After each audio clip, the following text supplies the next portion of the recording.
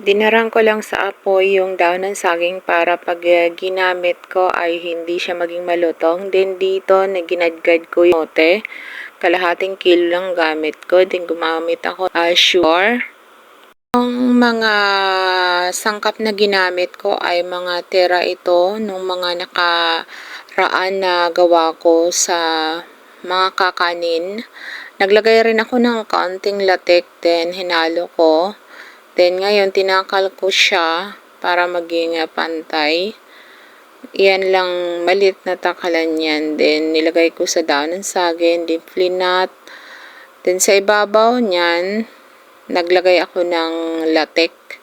Nung mga nakarang araw, tira yan na sa rep. Kaya pinantay ko lang yan, then magkabila, idinikit.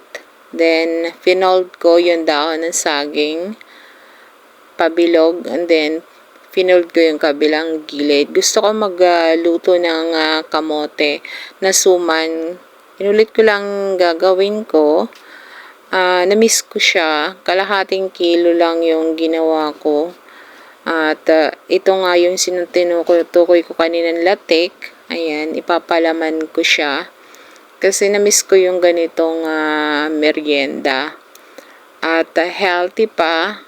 At mahilig ako gumawa ng merienda para sa pamilya ko. And then, finold ko lang magkabilang gilid.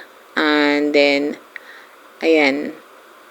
Inulit-ulit ko lang yan hanggang sa matapos itong aking gagawin.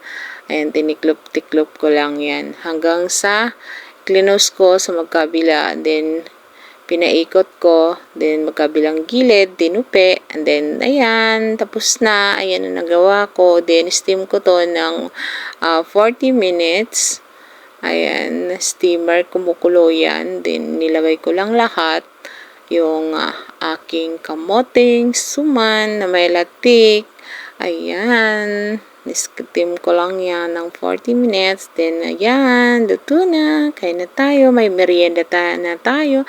And thank you to all people na nag-like and share sa aking Facebook page and YouTube channel and TikTok. Marami pong salamat sa inyo. Love, love, love. And then, ayan, tikiman na. Ang sarap niya, promise. Subukan nyo itong merienda na to. Healthy pa. At, kaunting sugar lang ginamit mo dito. Sarap!